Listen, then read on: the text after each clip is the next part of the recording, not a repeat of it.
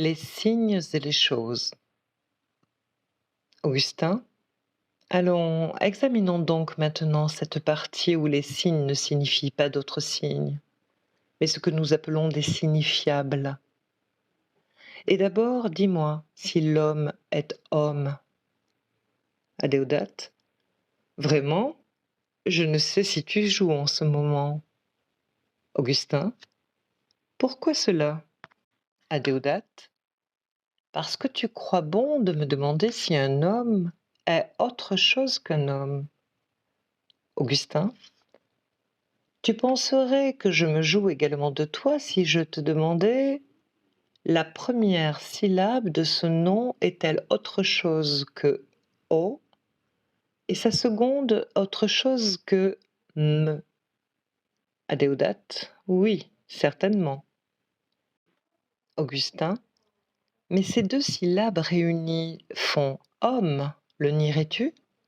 Adéodat, qui le nierait? Augustin, je demande donc, es-tu toi ces deux syllabes réunies? Adéodat, en aucune façon, mais je vois où tu veux en venir. Augustin, dis-le donc, de peur que tu ne penses que je te fais injure. Adéodat, il s'ensuit que je ne suis pas un homme.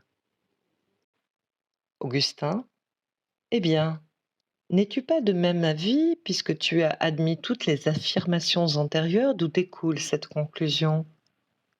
Adéodat, je ne te donnerai mon avis que lorsque j'aurai entendu ta réponse à cette demande d'éclaircissement.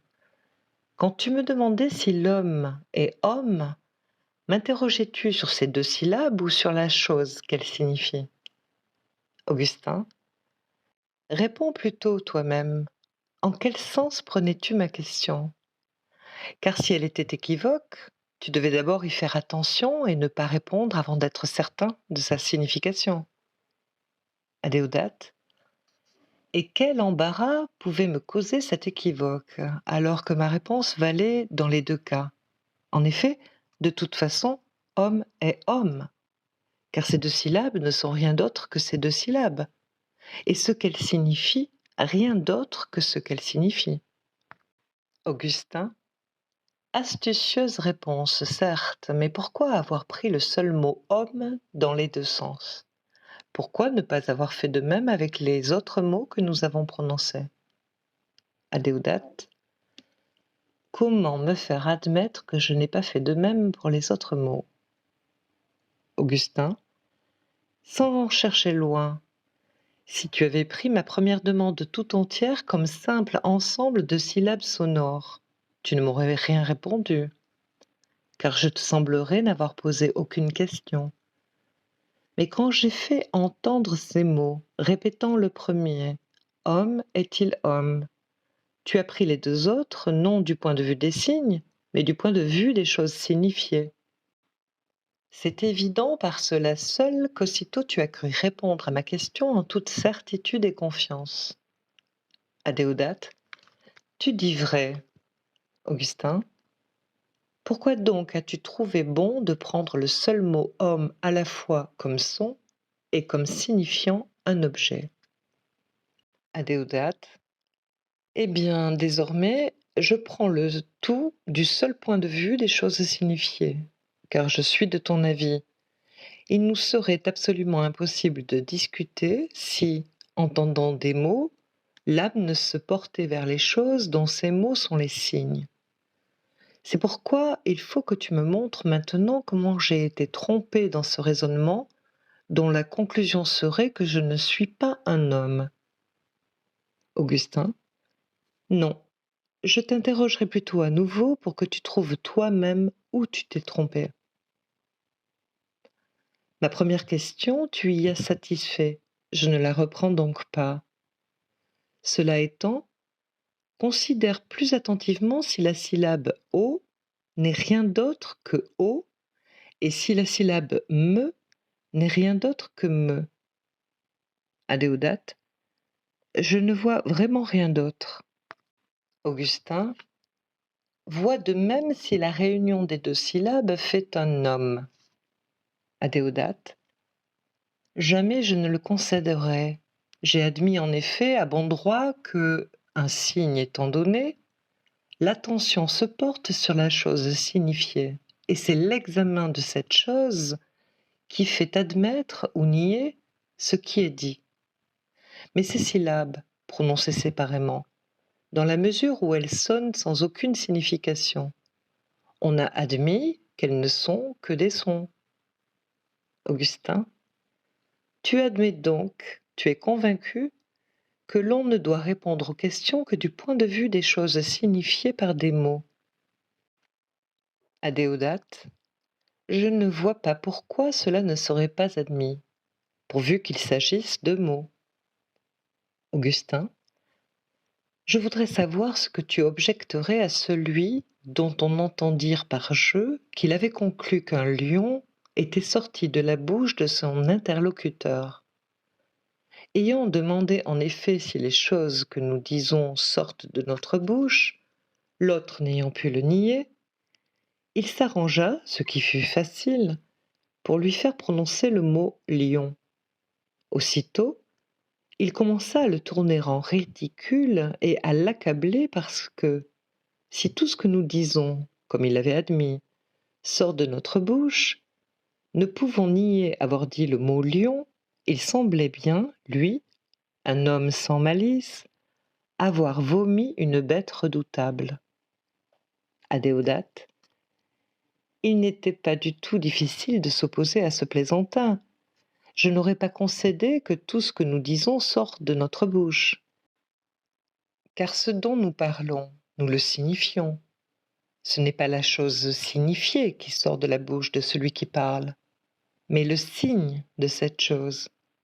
Sauf lorsque les signes eux-mêmes sont les choses signifiées, ce dont nous avons déjà traité. Augustin, tu serais assurément bien paré contre cet homme. Néanmoins, que me répondrais-tu à moi si je te demandais si homme est un nom? Adéodate, et quoi d'autre qu'un nom? Augustin, mais quand je te vois, est-ce un nom que je vois? Adéodate, non. Augustin, tu veux donc que je tire la conséquence? Adéodate, inutile. Puisque quand tu me demandais si homme est un nom, j'ai répondu que c'était bien un nom. Je me suis déclaré à moi-même que je ne suis pas un homme. En effet, nous avions admis déjà que c'est en fonction de la chose signifiée que l'on approuve ou que l'on nie ce qui est dit. Augustin, ce n'est pas pour rien que tu as trébuché sur cette réponse. Ta vigilance a été trompée par la loi même de la raison imprimée dans nos esprits. Si en effet je te demandais qu'est-ce que l'homme, tu répondrais peut-être c'est un animal. Et si je te demandais à quelle partie du discours appartient le mot homme, tu ne pourrais rien me répondre de correct, sinon c'est un nom. C'est pourquoi homme, se trouvant être à la fois un nom et un animal, nous disons qu'il est un nom du point de vue du signe, un animal du point de vue de la chose signifiée. Donc, à celui qui me demande si homme est un nom, je ne répondrai rien sinon qu'il l'est, car il m'indique assez clairement qu'il veut entendre parler du mot en tant que signe. Mais s'il demande si c'est un animal, je lui répondrai oui, plus volontiers encore, car si, sans parler de nom ni d'animal, il demandait simplement qu'est-ce que l'homme, conformément à la règle de langage que nous avons admise, l'esprit se porterait d'emblée vers l'objet signifié par ces deux syllabes, et on ne répondrait rien sinon c'est un animal, voire même, en donnant la définition entière, un animal raisonnable mortel. N'est-ce pas ton avis, Adéodate? Tout à fait. Mais si nous avons concédé que c'est un nom, comment éviterons-nous cette conclusion très humiliante suivant laquelle nous ne sommes pas des hommes? Augustin, comment crois-tu, sinon en expliquant qu'elle n'est pas déduite du point de vue où nous nous plaçons pour répondre affirmativement à l'interlocuteur. Autrement, s'il maintient son propre point de vue, il n'y a rien à redouter. Pourquoi craindrais-je en effet d'avouer que je ne suis pas un homme, entendu comme composé des 2 syllabes? Adéodat, rien de plus vrai. Pourquoi donc l'esprit serait-il choqué d'entendre dire « tu n'es pas un homme » puisque nos prémices nous conduisent à admettre que rien de plus vrai ne peut être dit? Augustin, parce que dès l'instant où les mots se font entendre, je ne peux m'empêcher de penser que la conclusion se rapporte à la chose signifiée par ces 2 syllabes. Telle est la loi douée naturellement d'une grande force. Lorsque nous entendons des signes, l'attention se porte vers les choses signifiées. Adéodat, j'accepte ce que tu dis. Augustin, maintenant, je voudrais que tu comprennes ceci. Les choses signifiées ont plus d'importance que les signes, car tout ce qui est dépendant d'une chose est nécessairement de moindre valeur que ce dont il dépend, à moins que tu n'en juges autrement.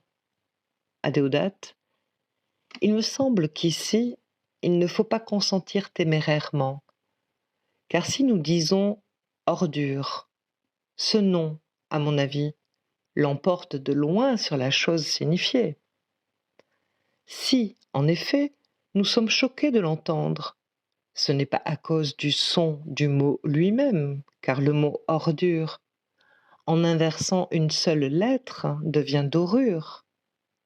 Et entre les objets signifiés par ces 2 mots, on voit combien la différence est grande.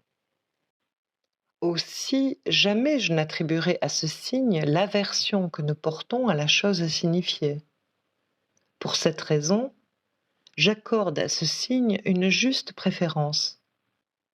Nous aimons mieux, en effet, en entendre parler que d'en tâter par l'un ou l'autre de nos sens. Augustin, tu as été parfaitement attentif. Il est donc faux que tu estimes de plus d'importance les choses signifiées que les signes. Adéodat, oui, il semble bien. Augustin, dis-moi donc, quel but ont poursuivi, à ton avis, ceux qui ont imposé un nom à une chose si sale et si répugnante? Les approuves-tu ou non? Adéodat, pour moi, je n'ose ni les approuver ni les désapprouver. Je ne sais quel but ils ont visé. Augustin, peux-tu au moins savoir ce que tu vises quand tu prononces ce nom? Adéodat, très certainement.